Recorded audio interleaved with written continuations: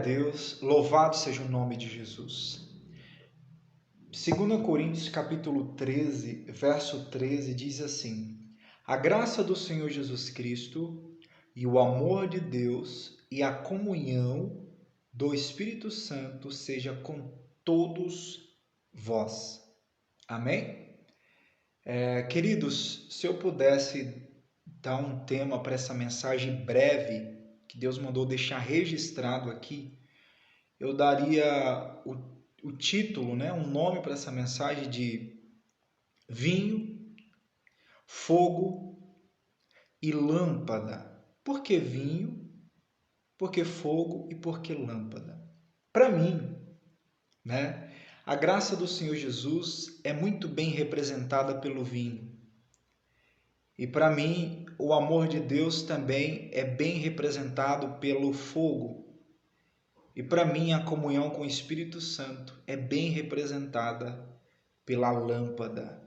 Aleluia! Vamos trabalhar em cima disso um pouquinho para que nós possamos entender? Um dia eu tive uma visão, eu estava meio triste, estava meio desanimado, cabisbaixo, conta para pagar. E eu tive uma visão. Nessa visão eu andava pela rua, nesse contexto, desanimado. Foi então que passou uma pessoa na rua e me disse assim: Ei, por acaso o sangue perdeu o seu valor?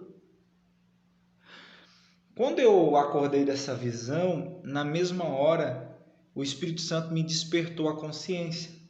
E ele falou ao meu espírito, e ele disse: André, quando você vive dessa maneira, você está dizendo que o que eu fiz para você não tem valor nenhum, que o sangue de Jesus não tem valor nenhum para você. A Bíblia diz que o sangue de Jesus ele vale mais do que ouro e prata. O sangue de Jesus tem valor e jamais vai perder o seu valor. Há libertação no sangue de Jesus. Então você não pode esquecer do sangue. Quando Jesus quis usar uma figura para o seu sangue, remidor e redentor, ele usou um cálice de vinho. E ele disse: esse é o cálice da nova e eterna aliança. Então nós podemos dizer que o vinho é uma figura de aliança, que o vinho é uma figura da graça do Senhor. E queridos, se você não entender a graça de Jesus, se você não entender a graça de Deus através de Jesus, se você não entender o amor de Deus, a redenção de Deus através de Jesus, você não vai conseguir dar o segundo passo. Então, a exortação que eu tenho para ti e para você é que você não deixe o vinho acabar na sua festa. Que você deixe Jesus entrar na sua vida, transformar a água em vinho, que você possa selar uma aliança com Ele. Para você que ainda não conhece a Jesus. Mas para você que é cristão, não deixe o vinho acabar. Não se esqueça do preço alto que Jesus pagou por você. E não seja infiel ao compromisso que você tem com Ele. Quando você aceitou Jesus como seu Senhor, quando você nasceu de novo, meu irmão e minha irmã, você decidiu agora servir o Senhor. Agora Ele é seu Senhor e você é o seu servo. Não predomina a sua vontade, mas a vontade dEle sobre a sua vida. Então eu quero que você traga à memória o que Ele fez por você. Irmão, separe texto que diz sobre isso. Medite sobre a graça do Senhor, sobre o seu favor. A Bíblia diz que Ele comprova o seu amor, enviando seu Filho para morrer por nós, quando ainda nós éramos pecadores. A palavra diz lá em Efésios capítulo 2, que Deus, com a sua infinita misericórdia, exerceu amor por nós através do sacrifício do Senhor. Nós estávamos mortos nos nossos delitos e pecados, mas Ele nos deu vida juntamente com Cristo, para mostrar nos séculos vindouros a sua suprema graça para conosco.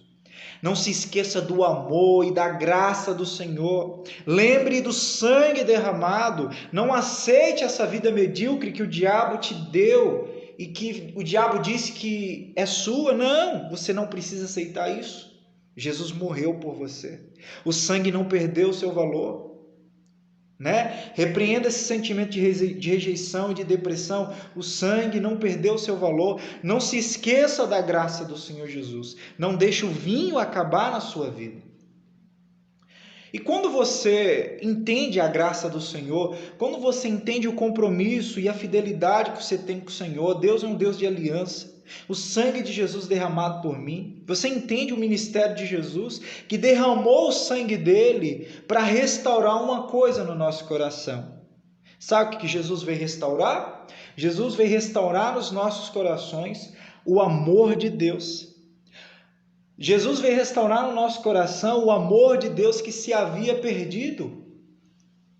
E nós podemos dizer aqui que o amor de Deus é o fogo que não pode se apagar nos nossos corações.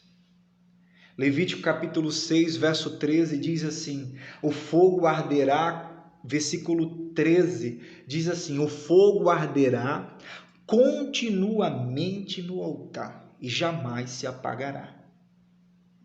Nos tempos de Elias, aquela geração, devido ao reino de Acabe e de Jezabel, aquele povo abandonou o Senhor. O coração daquelas pessoas estava frio, eles não amavam mais a Deus. E por conta disso, a Bíblia diz que eles viveram uma seca nos dias de Elias, nos dias de Acabe, porque eles tinham abandonado o Senhor para se prostituir atrás de Baal. E Deus usa o profeta Elias para trazer um batismo de fogo naquela geração. E o batismo de fogo trouxe um reconhecimento da pessoa do Senhor. E o povo reconheceu que só o Senhor é Deus. João Batista disse que ele batizaria com água, mas viria uma outra pessoa, e essa pessoa é Jesus, que nos batizaria com o Espírito Santo e com fogo. E com a sua palha limparia a nossa eira, o nosso coração, e queimaria a palha, aquilo que não agrada a Deus, em um fogo inextinguível. Eu acredito que nós precisamos passar por um batismo de fogo, para que a mente dividida saia de dentro de nós, que nós saímos do muro, e que nós não sejamos frio e nem morno, mas que nosso coração possa estar aceso. Deus me deu uma visão, e nessa visão eu via que Pentecostes estava sendo celebrado com água e não com fogo. Pentecostes estava sendo celebrada com água, ou seja, não há mais amor, não há mais devoção, não há mais santidade, as pessoas não amam mais a Deus, o coração está frio. Mas eu creio que as línguas de fogo vai lamber toda a frieza do coração dessa geração, como nos dias de Elias, pois há uma promessa em Malaquias 4, o Senhor diz: eu enviarei o profeta Elias antes do grande dia do Senhor, e ele converterá o coração dos filhos aos pais, e dos pais aos filhos, para que eu não envie maldição sobre a terra. Eu acredito que a igreja precisa se levantar no espírito de Elias. Nós precisamos passar por um batismo de fogo e nós precisamos levar o mundo à conversão. Mas a igreja precisa ser mais amiga de Deus do que amiga do mundo. Nós precisamos desse batismo com fogo. O amor de Deus precisa ser restaurado no nosso coração. A Bíblia diz em Reis 18, 1 Reis 18, Elias chamou o povo e a Bíblia diz que Elias restaurou o altar do Senhor que estava em ruínas. E aquele povo voltou a amar o Senhor. Elias trouxe de volta o coração daquele povo ao Senhor. Mas para que Elias pudesse trazer o coração daquele povo ao Senhor, ele precisou lembrar aquele povo da aliança. Ele precisou levar aquelas pessoas, relembrar aquelas pessoas que ela tinha uma aliança com o Senhor. Nós não podemos esquecer da aliança, do sangue de Jesus. E quando nós somos fiéis ao sangue de Jesus, isso vai nos levar a um amor pelo Senhor, um amor incondicional pelo Senhor, um amor tangível pelo Senhor. O terceiro passo é a comunhão do Espírito Santo, e nós poderíamos dizer que a comunhão com o Espírito Santo é a lâmpada acesa. Mas se você não tem amor por Deus, é impossível você ter comunhão com o Espírito Santo. Quando você não ama a Deus, a comunhão com o Espírito Santo se torna uma mera religião, cerimônia, esforço próprio seu. Mas você precisa entender que quando você ama alguém, você quer estar com ele. Quando você ama a Deus, é gostoso ter comunhão com o Espírito Santo. Por isso que Paulo deixa a comunhão com o Espírito Santo por último. Porque quando o seu coração está aceso, quando o seu coração está em chama, a comunhão com o Espírito se torna algo agradável. Se torna agradável você entrar no seu quarto, abrir a tua Bíblia. Se torna agradável você passar tempo a sós orando em línguas para sua edificação pessoal. A Bíblia diz: não deixar o fulgor apagado, o Espírito. Se torna agradável você passar 1, 2, 3 horas adorando a Deus. Por quê? Porque você ama a Deus. Lembra de um amigo aí que você gosta, que você ama? Você está quieto, você quer estar perto dele, você quer ter comunhão com ele. Quando você ama a Deus, a comunhão com o Espírito é algo agradável. E agora, por que a comunhão com o Espírito Santo pode ser representada como uma lâmpada? A Bíblia diz que nos dias de Samuel as visões não eram frequentes, a palavra de Deus era rara. Por quê? Porque aquele povo tinha perdido a arca, aquele povo tinha perdido a presença, aquele povo tinha perdido Deus, aquele povo tinha perdido a comunhão com o Espírito Santo. A Bíblia diz que um menino ouviu a palavra do Senhor enquanto a lâmpada estava acesa. Leia Samuel capítulo 3, leia 1 Samuel capítulo 3. A Bíblia diz que Deus falou a Samuel enquanto a lâmpada estava acesa. Eli não ouvia mais a voz do Senhor, mas Deus se revela ao menino, porque aquele menino tinha comunhão, aquele menino não esqueceu da graça, aquele menino não esqueceu da aliança, aquele menino tinha fogo no altar, no coração, tinha amor por Deus, e aquele menino estava tendo comunhão com o Espírito Santo. E querido, quando a lâmpada está acesa, quando você tem comunhão com o Espírito, a lâmpada para mim, ela fala de iluminação, ela fala de instrução, ela fala de direcionamento. Uma pessoa que não tem comunhão com o Espírito, ela não pode ser guiada a toda a verdade. O Espírito foi enviado para nos guiar a toda a verdade, para nos ensinar todas as coisas, para ouvir de Deus, ouvir do Filho e falar conosco, para nos anunciar as coisas que há de vir e para interceder por nós com gemidos inexprimíveis, que é o falar em outras línguas.